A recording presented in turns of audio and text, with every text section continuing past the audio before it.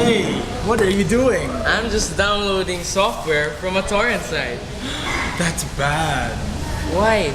That's software piracy. What's software piracy? Good thing you asked. Software piracy is the illegal copying, distribution, or use of software.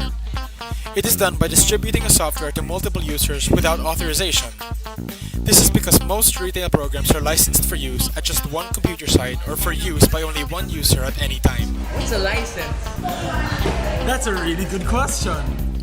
What many people don't know is that when you purchase software, you are actually paying for the license to use it, and not the actual program itself. This license is called the End User License Agreement, or the EULA, and it's included to protect that software from copyright infringement. You are actually allowed to make copies of the program for backup purposes, but if you make more copies than the license permits, or distribute these copies, you are pirating. Is this a big problem? It's a good thing you asked. Did you know that?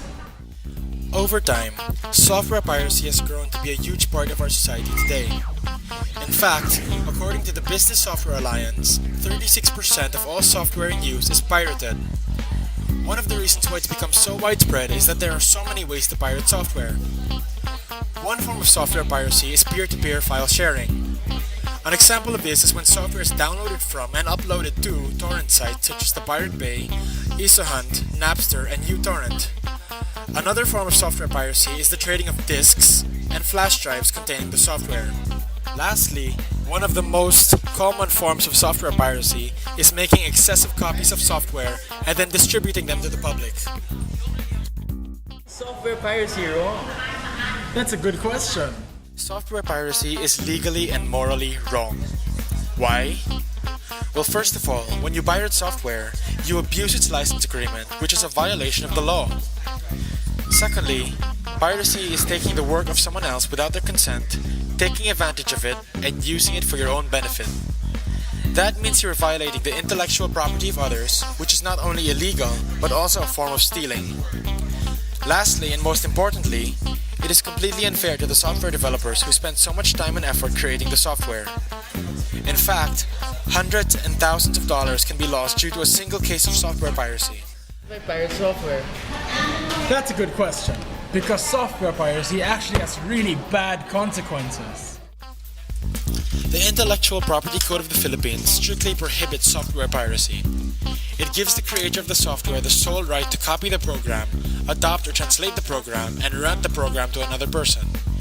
You may only copy, adopt, or rent the program if the copyright owner gives you permission in the form of a license to do so.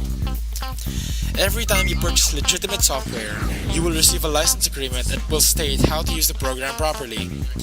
If the agreement is violated, then you will be charged with penalties on each offense, such as large fines and even imprisonment. But what can we do about it? Well, you know, there are actually lots of things we can do about software piracy.